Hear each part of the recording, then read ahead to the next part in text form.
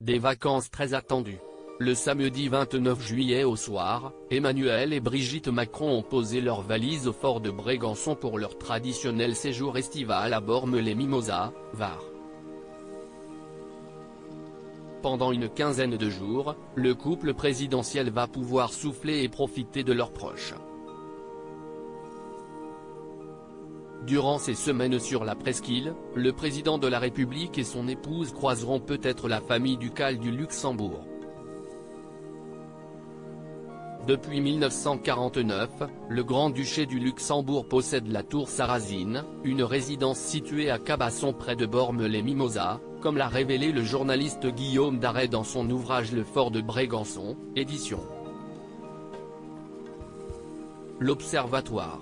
Dès lors, nos confrères du Figaro Immobilier se sont intéressés de plus près à cette propriété royale. La tour Sarrazine a été acquise par la maison souveraine du Grand-Duché de Luxembourg par acte notarié, inscrit au cadastre de la commune en question, a souligné le service de presse du Grand-Duché de Luxembourg.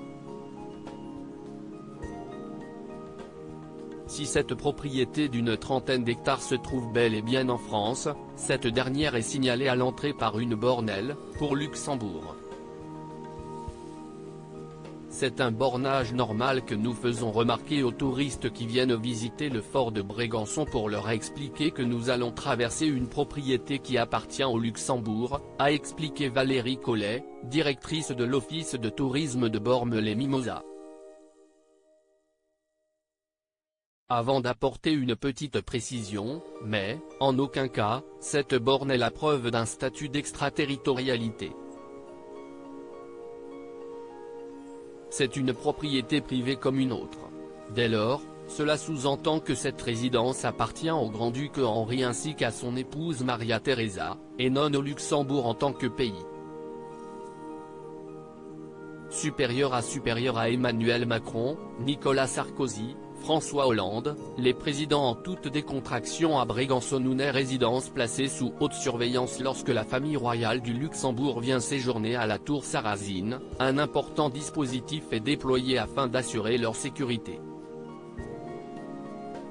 En effet, au cours de l'été, la surveillance de leur résidence est renforcée.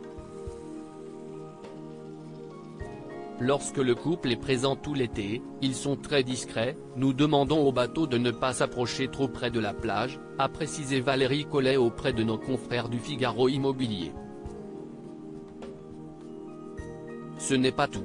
Même les activités autour de cette demeure royale sont quelque peu chamboulées. Si les touristes n'ont aucune consigne, les visites sont allégées. 6 par jour au lieu d'une tous les quarts d'heure, a indiqué le magazine. De plus, ces excursions se font uniquement à pied et seulement des groupes de 20 personnes maximum sont accompagnés par un guide. Une organisation temporaire qui est des plus efficaces.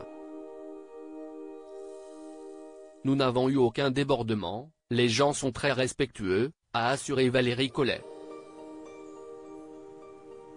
De quoi permettre au grand-duc Henri et sa femme de passer des vacances paisibles. Crédit photo, Stéphane Le Mouton.